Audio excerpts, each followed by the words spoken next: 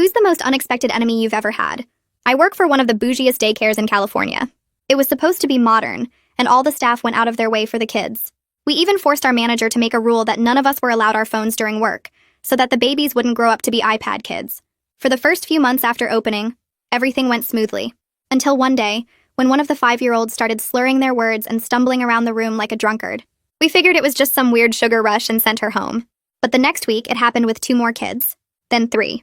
The complaints came flooding in, and honestly, the parents had every right to be furious. One mom's voice cracked when she told me her son had been acting strange for days. But then things got darker. My supervisor insisted on calling CPS on 3 of the families, claiming the parents must be leaving substances within reach at home. I watched a father break down in our parking lot after a social worker showed up at his job. These parents were being investigated for something we all knew deep down was connected to our daycare. The thing that killed me was watching my coworkers' faces during our emergency staff meeting. Elena, who'd been teaching for 15 years, looked like she might cry. Mitch kept rubbing his temples, muttering about how he'd personally inspected every toy twice that week. Our manager tried defending us to the parents, insisting our products were clean, that we followed every safety protocol. But I could hear the doubt creeping into her voice.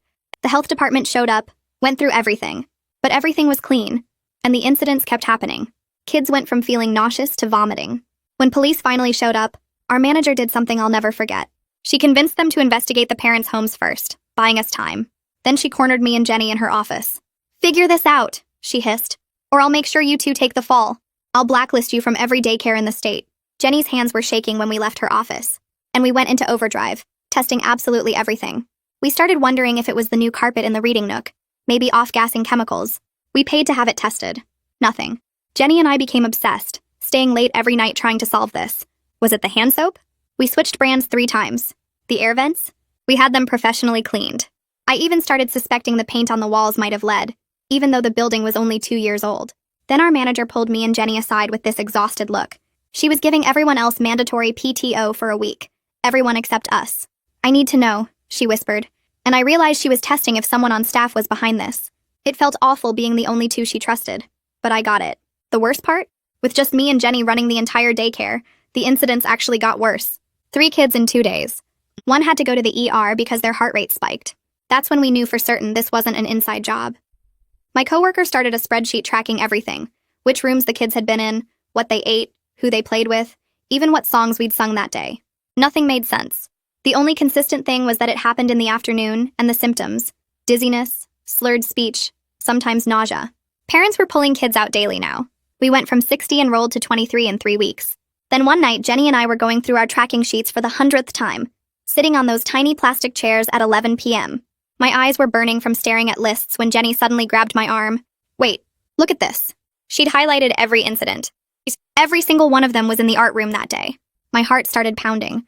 We practically sprinted down the hallway, flipping on lights. The paints looked normal. Markers. Fine. Then I opened the Play-Doh cabinet. The containers looked exactly like always. Bright colors, properly labeled. But when I opened the blue one, there was this faint chemical smell that made my nose tingle. It was wrong. My hands were shaking as I opened another container. Same smell. The next morning, we had the Play-Doh tested. Positive for traces of sedatives. Someone was spiking our Play-Doh. But here's what made me want to scream. I knew every person who worked here. I'd seen Tom spend his own money on better art supplies. I'd watched Maria come in on her day off when a kid was having separation anxiety. These weren't just good people. They were people who dedicated their lives to children. We were a day away from shutting down when one of our delivery drivers mentioned something weird. He'd seen someone from Happy Tots, the daycare across town, near our delivery entrance 3 times in the past month. Our security footage showed the same woman, always wearing a Happy Tots polo, always there right before our Play-Doh deliveries. The detective's face changed when we showed him. Turns out Happy Tots had been losing clients since we opened. The woman in the footage was their assistant director. When they arrested her, she said we deserved it. I was about to show her what she deserved too. 2 officers grabbed my arms before I could move, and my whole body was shaking with anger so bad I could barely stand. The woman from Happy Tots wouldn't even look at me as they put her in the back of the patrol car, and that made me even more mad because she didn't get to just look away after what she did to those kids. Jenny grabbed my hand and squeezed it tight, and I could feel her shaking too. Detective Garrison walked over with her notebook out and asked if we could talk right here in the parking lot. And I nodded because I wanted to tell her everything while it was still fresh. She asked me to walk through how we found the Play-Doh, what it smelled like, when we realized someone from outside was doing this. I told her about the delivery driver mentioning the Happy Tots woman, about going through the security footage 3 times to make sure, about how we tested every single container and they all came back positive for sedatives. Jenny added details I forgot, like how the chemical smell made her nose burn when she opened the red container. Detective Garrison wrote everything down and told us we did good work, that most people would have given up way before we did. Then she said we needed to come to the station to give full statements, and my stomach dropped because I was so tired I could barely think straight. But I knew we had to do it. We spent the rest of that night at the police station in this small room with bad lighting and uncomfortable chairs.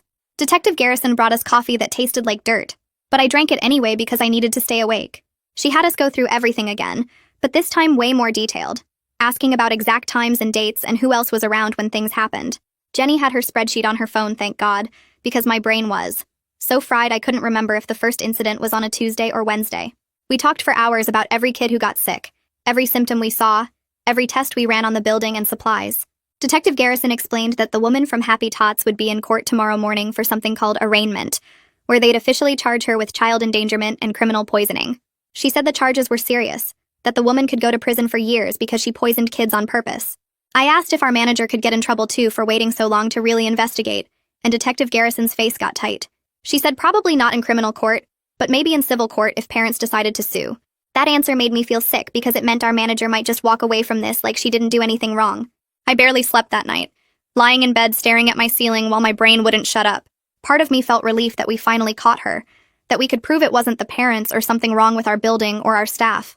But the other part of me was so angry I wanted to scream, thinking about all those kids who got sick because some woman decided business competition was more important than children's safety.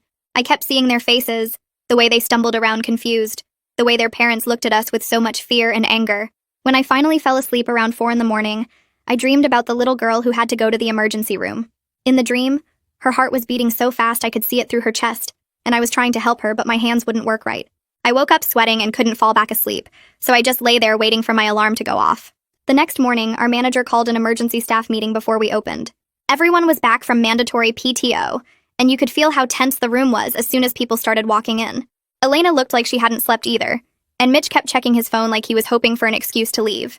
Our manager stood at the front of the room and explained that the police arrested someone from Happy Tots for tampering with our Play-Doh, that this person had been sneaking into our delivery area and poisoning the containers before they got to us. She made it sound like we'd solved everything super fast, like we'd been on top of it the whole time. But she never mentioned how long the incidents went on, never said anything about how she made us keep operating while kids were getting sick, never brought up the 3 families she made us call CPS on. I watched people's faces as she talked, and I could tell some of them were doing the math in their heads, figuring out that something didn't add up in her version of events.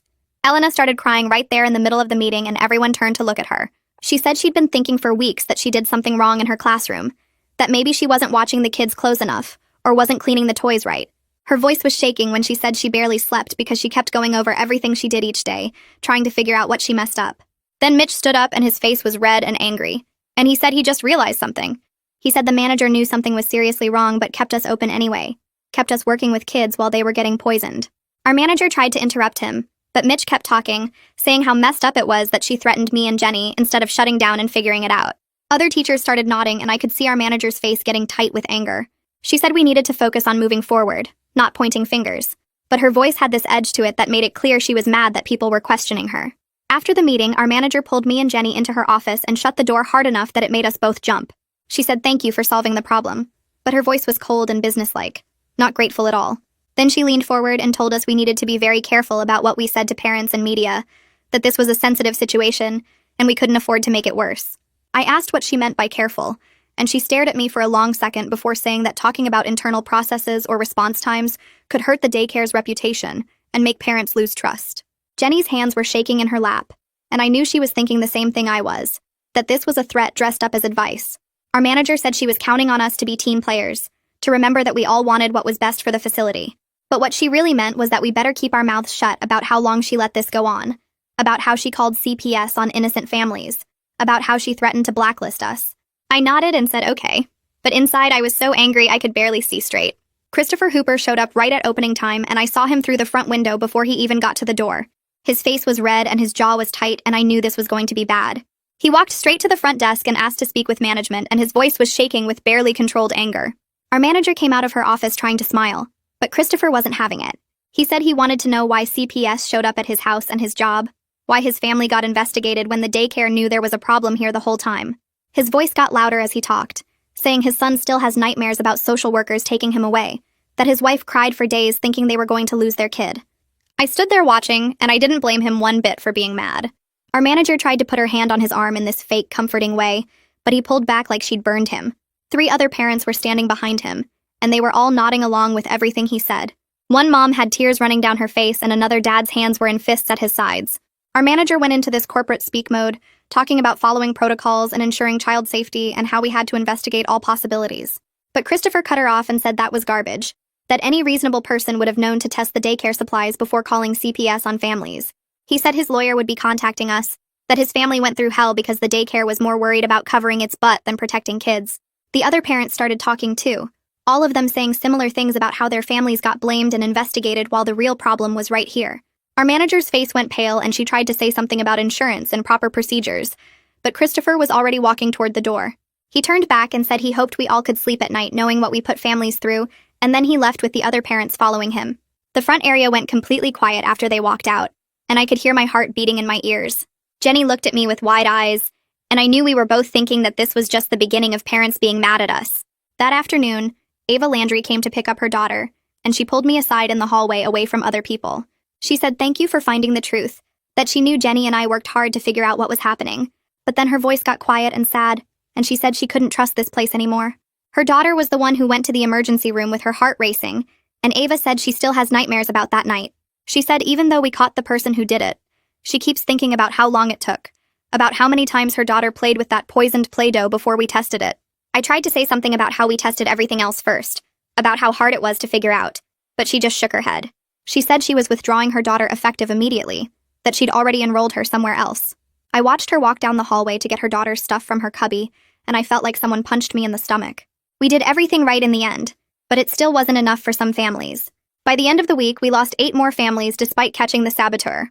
Each time a parent came to withdraw their kid, they said basically the same thing. They weren't just mad about the poisoning itself, they were mad about how long it took for the daycare to take their concerns seriously. One dad said he told us 3 times that his son was acting weird after daycare, but we kept saying it must be something at home. Another mom said she felt like the daycare cared more about its reputation than about figuring out why kids were getting sick. A few parents said they might have stayed if our manager had been honest about the timeline and apologized for how long it took, but instead she was acting like we were heroes who solved everything fast. I had to smile and be professional while they said all this stuff, but inside I agreed with every word. We went from 23 kids enrolled to 15 in just 5 days, and I knew more families were probably going to leave once word got around about how we handled everything. 2 days after the last family walked out, my phone rang during nap time and I saw Detective Garrison's name on the screen. I stepped into the hallway to take the call, and my stomach dropped when she told me the saboteur posted bail that morning. She said there was a restraining order in place keeping the woman at least 500 feet from our facility, but hearing she was out walking around made my hands shake. I kept picturing her face in that courtroom, the way she wouldn't look at any of us, and now she was just out there somewhere. Detective Garrison must have heard something in my voice because she spent 5 minutes reassuring me that the restraining order was serious, and any violation would put her right back in jail. But I still felt sick when I hung up. Jenny was in the break room eating lunch when I found her and told her the news, and she put down her sandwich like she'd lost her appetite too.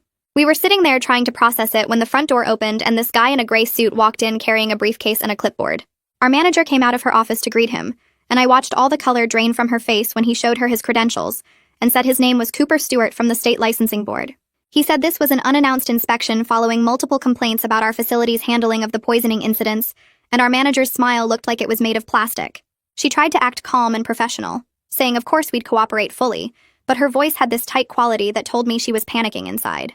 Cooper spent the next 3 hours going through absolutely everything. He sat in our manager's office reviewing every single incident report from the past 2 months, every parent complaint we'd documented, every communication log. He was polite the whole time, never raising his voice or acting aggressive, but there was this methodical quality to how he worked that made it clear he was building a case. I had to bring him copies of our safety protocols and training documents, and I watched him make notes in the margins with this focused expression. When he interviewed me about the timeline, he asked really specific questions about when parents first reported symptoms and what our response was. I told him the truth about how we tested everything else first, about the 3 weeks it took us to figure out the Play-Doh was the problem, and he just nodded and wrote more notes. Our manager kept trying to sit in on the interviews, but Cooper said he needed to speak with staff privately, which made her even more tense. Later that afternoon, Cooper called our manager back into her office, and I could hear her voice through the door trying to control the narrative. She kept emphasizing how quickly we acted once we had solid evidence, how we immediately contacted police and had the contaminated Play-Doh tested. But then Cooper's voice cut through, quieter but somehow more powerful. pointing out that parents had been reporting symptoms for 3 full weeks before we tested the Play-Doh. He said the timeline showed a pattern of dismissing parent concerns and prioritizing the facility's reputation over investigating potential safety issues. His tone wasn't angry, but it was absolutely clear he found our response timeline deeply problematic, and I heard our manager's voice get defensive, trying to explain all the other things we tested first. When Cooper finally left around 5 p.m., our manager locked herself in her office and didn't come out. That evening, my phone buzzed with a text from Jenny saying she was worried about losing her job. She said our manager had been cold to both of us ever since the arrest, barely making eye contact and certainly not thanking us for solving the case anymore. Jenny thought the manager blamed us for the licensing investigation. Like if we just kept quiet about everything, then none of this scrutiny would be happening. I texted back that we did the right thing, but my hands were shaking as I typed it because I was worried about the exact same thing. That night, I couldn't sleep again, lying in bed staring at my ceiling thinking about how twisted this all was. We figured out what was poisoning the kids, we caught the person responsible, we probably saved children from getting hurt worse, and somehow it felt like we were being punished for it. Our manager had protected the business first and the kids second, letting incidents continue for weeks while she tried to avoid bad publicity, and now she was acting like Jenny and I were the problem for making it all public. I kept thinking about those families who got investigated by CPS, about the little girl in the ER, about all the parents who pulled their kids out because they couldn't trust us anymore, and I wondered if our manager lost any sleep over her choices. The next week, I was helping set up the art room when I heard voices at the front entrance.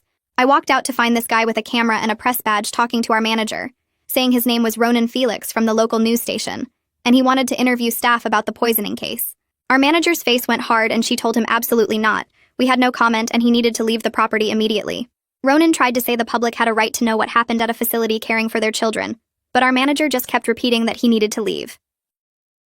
After he left, she sent out an email to all staff threatening disciplinary action up to and including termination if anyone spoke to reporters about the case.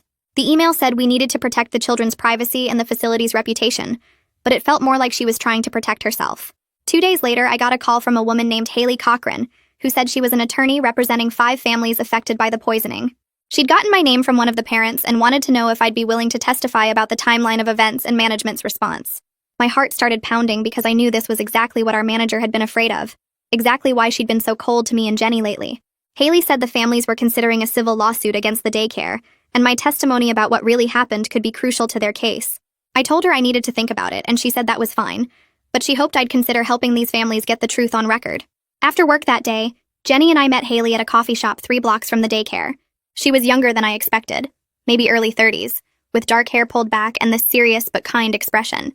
She explained that the families weren't just suing over the poisoning itself, but over the daycare's response that let it continue for weeks after parents started reporting symptoms. She said our testimony would be crucial to proving the facility knew there was a serious problem, but chose to prioritize reputation over safety. Haley showed us copies of the incident reports and parent complaints, pointing out how our manager had documented concerns, but then did nothing substantive about them for almost a month. She said if Jenny and I testified about what really happened, about the manager's threats and delays and attempts to blame parents instead of investigating the facility, it would show a pattern of negligence that went beyond just the saboteur's actions. Jenny asked what would happen to us if we testified, and Haley was honest that it could make our work situation very difficult. But she also said the families deserved to have the truth come out. That night, I lay in bed torn between my conscience telling me to help these families get justice, and my fear that testifying would end my career in childcare. Our manager's threat about blacklisting me kept playing in my head, her voice saying she'd make sure I never worked at another daycare in the state. But then I thought about Christopher Hooper's face when he talked about the CPS investigation, about Ava Landry saying she still had nightmares about her daughter's ER visit, about all those parents we'd failed by not acting faster.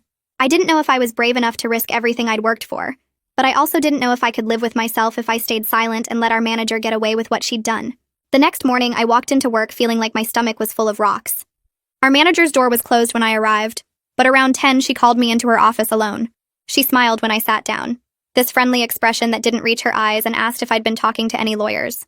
Her voice was casual, like she was asking about my weekend plans, but I could see her watching my face closely. I lied and said no, and my hands started shaking, so I shoved them under my thighs where she couldn't see. She leaned back in her chair and told me that loyal employees would be rewarded when this all blew over, and the way she said it made it crystal clear what happened to disloyal ones. I nodded and got out of there as fast as I could without looking suspicious. My phone buzzed during lunch with a text from Jenny saying she needed to talk after work. We met at the same coffee shop where we'd met Haley, and Jenny looked as stressed as I felt. She told me our manager had pulled her into the office that morning too, asked the exact same questions, used the same friendly, threatening tone. We sat there drinking cold coffee and trying to figure out what to do. Jenny kept coming back to those parents who got investigated by CPS, how their lives got turned upside down because our manager waited too long to take the poisoning seriously. 2 days later, Detective Garrison called my cell asking if I could come in for a follow-up interview about the criminal case. I took a sick day and met her at the police station, where she walked me through the timeline again. During our conversation, she mentioned that the prosecutor was building charges not just against the Saboteur, but potentially against Happy Tots Daycare for failing to supervise their employee properly. I asked if our manager could face charges for the delayed response, and Detective Garrison said probably not criminally, but definitely in civil court. She leaned forward and told me off the record that she'd seen cases like this before, where management tried to make whistleblowers disappear, and I should be careful. The State Licensing Board report came out the following week. It cited our facility for inadequate response protocols and failure to put child safety first during the investigation. We weren't shut down, but we were on probation with monthly inspections required for the next year. Our manager called another emergency staff meeting and spent 20 minutes basically blaming me and Jenny for the licensing problems. She said we created panic instead of handling things quietly, that we made the facility look bad by pushing so hard. Elena actually stood up from her tiny chair and said that was completely unfair, that we'd saved kids by figuring out what was wrong. 2 other teachers nodded in agreement but didn't say anything out loud. After the meeting, I got an email from Haley saying I was scheduled to give a deposition for the civil case next Wednesday. I hadn't told our manager yet, and the thought of that conversation made me want to throw up.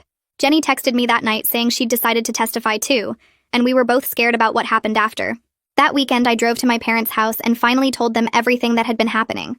My mom listened to the whole story without interrupting, and when I finished, she asked me what I would tell a child in my care to do if they saw something wrong. I sat there on their couch and realized I already knew the answer. Monday morning, I walked into our manager's office before the kids arrived and told her I'd been subpoenaed for the civil case. Requested Reds is on Spotify now. Check out link in the description or comments. It wasn't technically true yet, but Haley said she could make it official if I needed legal protection.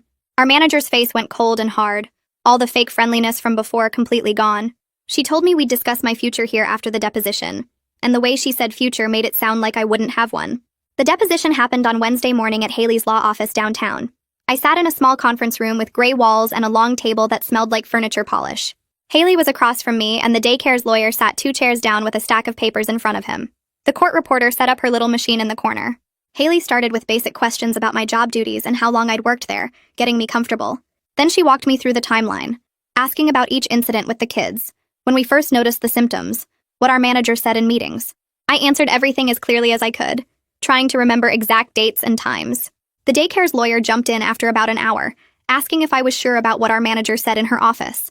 He kept using phrases like allegedly threatened and your interpretation of events, trying to make it sound like I was exaggerating or making things up. My hands started sweating under the table. But then Haley pulled out printed copies of text messages between me and Jenny from those weeks, and I watched the Daycare lawyer's face change as he read them. Jenny had texted me right after that meeting saying she was shaking, and our manager just threatened to blacklist us, and I'd responded saying I know I heard it too. The lawyer tried a few more questions about whether I felt personally targeted, but the text backed up everything I was saying. 4 hours later, my throat was dry and my back hurt from sitting in that uncomfortable chair, but I'd gotten through it. Haley walked me out and told me I did great, that my testimony was solid. Jenny's deposition was scheduled for the next day at the same office. We'd agreed to meet up after at a coffee shop 2 blocks away. I got there first and ordered us both drinks, sitting at a table by the window watching people walk past. When Jenny finally came through the door, her eyes were red and her makeup was smudged. She dropped into the chair across from me and just started crying, not even trying to hide it. I pushed her coffee toward her and waited. She told me the Daycare's lawyer had been brutal, asking if she had any proof she was a reliable employee, bringing up a time she'd called in sick 3 days in 1 month, questioning whether her memory of events was accurate or if she was just following my lead. He'd made her feel like she was the one on trial instead of just giving testimony. She kept saying she was definitely getting fired after this, that there was no way the Daycare would keep her on after she testified against them. I tried to tell her we did the right thing, but she just shook her head and said, doing the right thing doesn't pay rent. 2 days later, I was scrolling through news on my phone during my lunch break when I saw the headline. Happy Tots Daycare had released a statement through their lawyers claiming their former assistant director acted completely alone and they had no knowledge of her activities. The statement said they were shocked and saddened by her actions, that they'd always maintained the highest standards of professionalism, and we are cooperating fully with the investigation. I felt my jaw clench reading it. I called Detective Garrison from my car after work, and she sounded tired when she answered. She told me this was standard legal strategy, that companies always try to distance themselves from employee misconduct to avoid liability. But I told her their lack of supervision is what made the whole thing possible, and she agreed, but said proving corporate negligence was harder than proving individual guilt. The frustration in her voice matched what I was feeling. The Saboteur's preliminary hearing was scheduled for the following week. Jenny and I took the day off work and drove to the courthouse together, neither of us saying much in the car. The courtroom was smaller than I expected, with wooden benches and fluorescent lights that made everything look washed out. We sat in the back row. When they brought her in through the side door, she was wearing regular clothes, dark pants, and a blue sweater, and seeing her out of the orange jail uniform made my skin crawl. She looked so normal, like someone you'd pass in a grocery store and never think twice about. She sat next to her lawyer at the defense table and kept her eyes down, never once looking back at where we were sitting. I kept staring at the back of her head, thinking about all those kids who got sick because of her. Her lawyer stood up when the judge asked how they were pleading. He argued for reduced charges, saying his client had been dealing with a mental health crisis and never intended to cause serious harm to anyone. He talked about her previously clean record and her years of service in childcare, painting her as someone who'd made a terrible mistake during a difficult time. I felt Jenny grab my arm, but then the prosecutor stood up with a folder full of documents. She showed the judge photos from the ER visit. The little girl hooked up to monitors with her parents standing beside the bed looking terrified. She presented medical reports detailing the sedative levels found in the Play-Doh samples, explaining how dangerous those concentrations were for small children. She walked through each incident, each child who got sick, each family that got investigated by CPS because of false suspicions. The judge listened to everything, looking at the photos, reading the reports. When the prosecutor finished, the judge denied the motion for reduced charges without hesitation. The saboteur would face the full child endangerment and criminal poisoning charges. Outside the courthouse after, Jenny and I stood on the steps trying to process what we'd just witnessed. Christopher Hooper came walking over from where he'd been standing with a few other parents. He looked older than I remembered, with dark circles under his eyes. He thanked me for testifying in the civil depositions, said it meant a lot that someone from inside the daycare was willing to tell the truth. Then his voice got quiet, and he told me his family was still dealing with trauma from the CPS investigation. Social workers had shown up at his house, questioned him and his wife separately, searched their home, talked to their son. He said his son still has nightmares about being taken away, wakes up crying asking if the police are coming. I stood there listening and felt something break open inside me, this wave of anger and sadness that I'd been pushing down for weeks. That evening I sat on my couch with my laptop, scrolling through job postings at other daycares in the area. I couldn't keep working at a place that had treated these families like collateral damage, that had let kids get poisoned for weeks while protecting its reputation. Each listing I clicked on made me think about what kind of management they had, whether they'd do the same thing in a crisis. I bookmarked 3 positions that looked promising, places with smaller enrollment and longer tenured staff. The idea of starting over somewhere new was scary, but staying felt impossible. My phone rang 2 days later while I was getting ready for work. The number wasn't saved in my contacts. I answered, and a man's voice said, "This was Ronan Felix from the local news station, asking if I had a few minutes to talk." My first instinct was to hang up, remembering our manager's threat about talking to media. But then I thought about Christopher's son having nightmares and Jenny crying in that coffee shop, and I was tired of letting fear control every decision I made. I told Ronan I'd talk to him on background without using my name. He said that worked fine. He just wanted to understand what happened from someone who was actually there. We talked for 30 minutes, me sitting on my bed describing the timeline, the manager's delays, the threats she'd made. He asked good questions, pushing me on specific details without being aggressive about it. His story ran 2 days later on the evening news and online. I watched it on my phone during my break, sitting in my car in the parking lot. The segment focused on how childcare facilities sometimes put reputation ahead of reporting safety concerns, using our situation as an example without naming me or Jenny specifically. But anyone who knew the case would know exactly who the sources were. That night, my phone rang at almost 10 p.m. Our manager's voice came through, shaking with rage the second I answered. She didn't even say hello, just launched into how I'd betrayed the facility and violated every trust she'd placed in me. She told me I was suspended pending an investigation into policy violations. I knew exactly what this was. Retaliation for talking to the press. Punishment for telling the truth. My hands were shaking, but I managed to open my laptop while she was still talking, pulling up the recording software I'd downloaded after Haley warned me to document everything. I hit record and let her keep going, her voice getting louder as she listed all the ways I'd supposedly violated protocols. When she finally finished and hung up, I saved the audio file and emailed it to Haley immediately with the subject line retaliation evidence. My phone rang less than an hour later. Jenny's name lit up the screen and my stomach dropped before I even answered. Her voice was shaking when she told me the manager called her too. Same accusations about policy violations, same suspension effective immediately. We were both technically still employed but banned from the building, and we both knew exactly what this was. The manager was pushing us out slowly, making it look official so she could avoid a wrongful termination lawsuit. Jenny started crying on the phone, saying she couldn't afford to lose this job. She had student loans and rent and her car payment. I told her about the recording I sent to Haley and promised we'd fight this together, but my hands were shaking so hard I could barely hold my phone. We stayed on the call for almost an hour, neither of us wanting to hang up because being alone with this felt impossible. When we finally said goodnight, I sat on my bed staring at my laptop screen, refreshing my email every few minutes waiting for Haley to respond. She emailed back at midnight saying she'd file an emergency motion first thing in the morning, and this was clear retaliation that no judge would tolerate. I barely slept, checking my phone constantly for updates.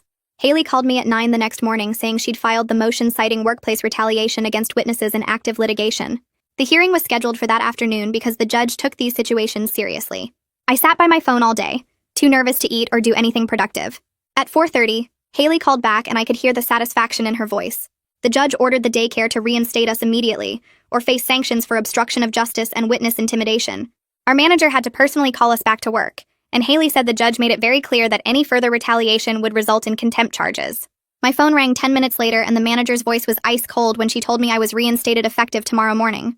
She didn't apologize, didn't acknowledge what she'd done, just gave me my schedule and hung up.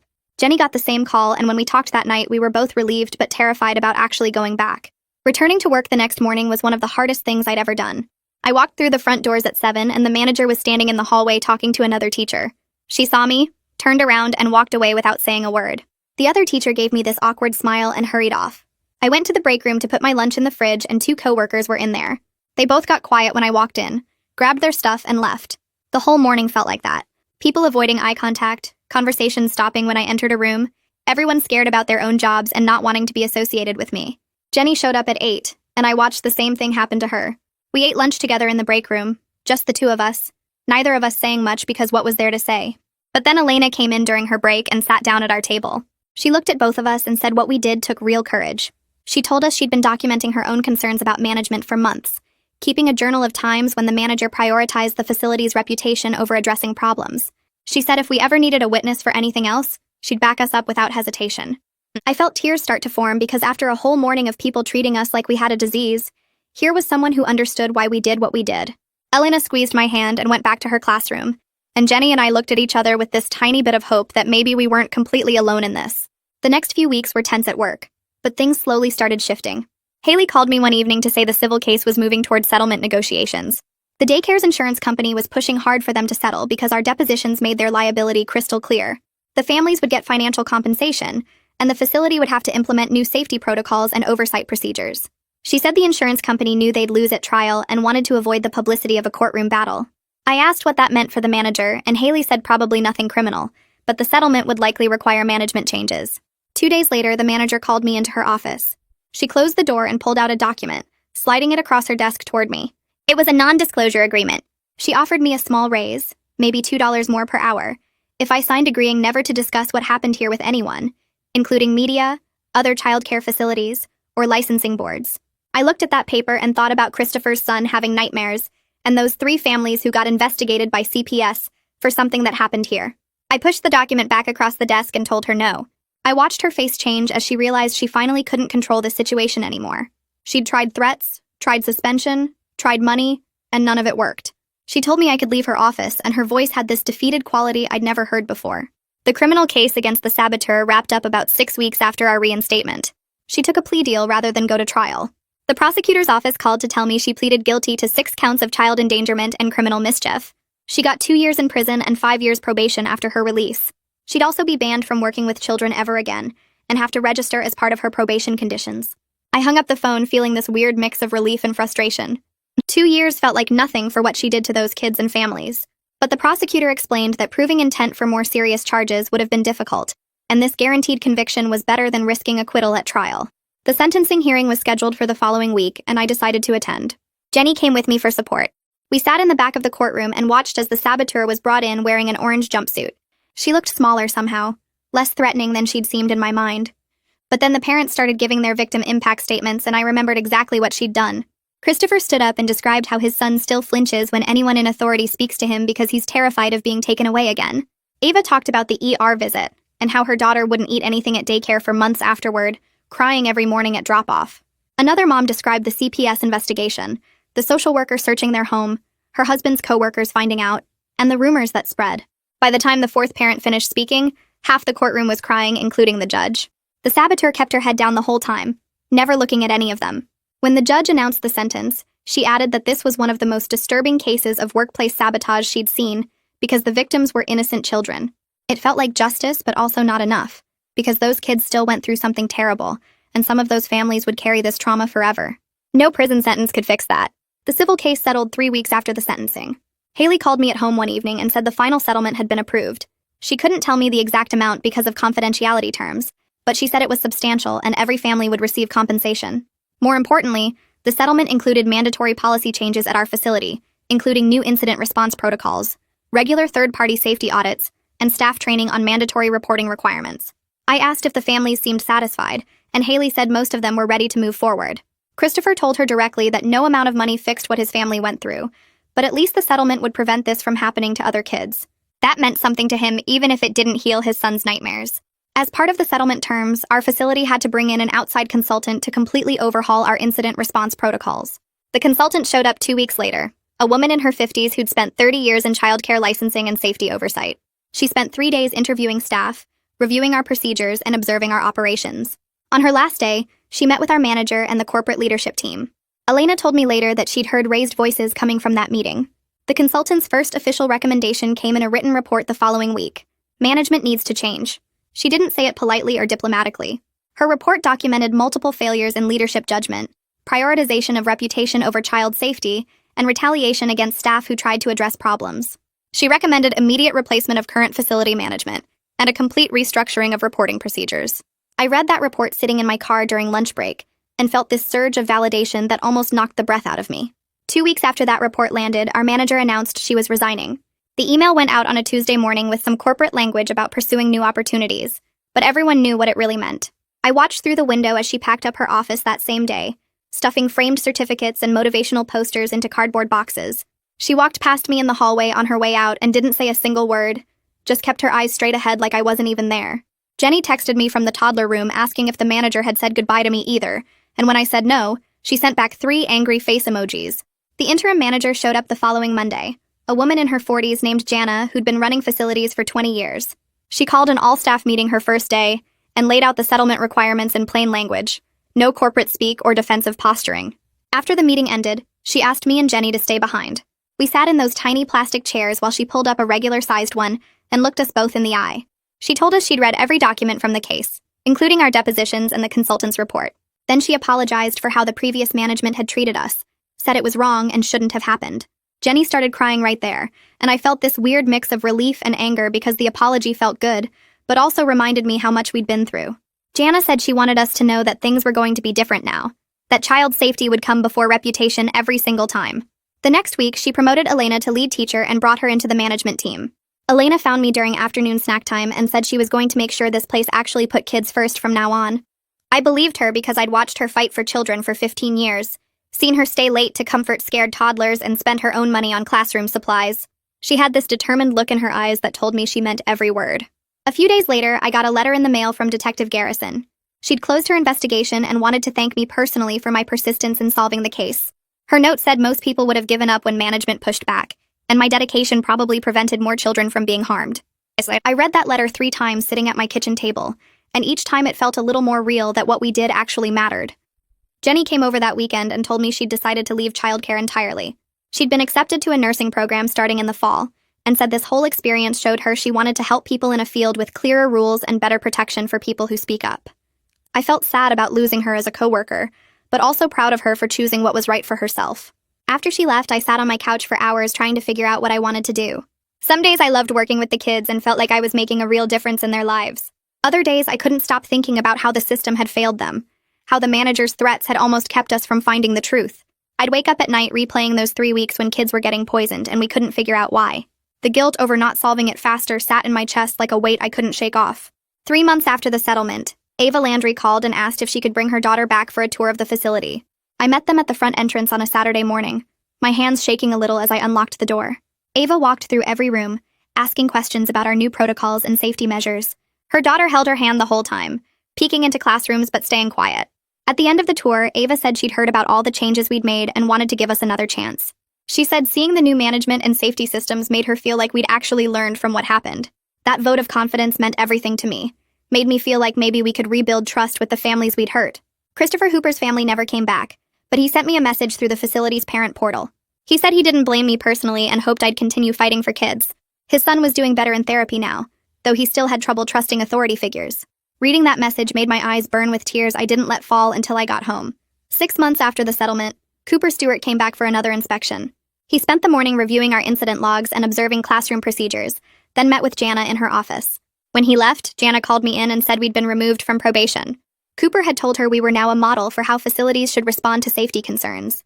I felt this surge of pride mixed with frustration, because it took a crisis and near shutdown to get us here. That same week, I heard through the childcare network that Happy Tots had closed permanently. They'd lost most of their enrollment after the arrest became public, and several families had filed their own lawsuits. I felt this grim satisfaction knowing their business jealousy had destroyed them in the end. Not us. They'd tried to ruin innocent children's lives out of spite, and karma had caught up with them hard. The first few weeks after everything settled, I'd wake up around 3 a.m. and just lie there staring at my ceiling.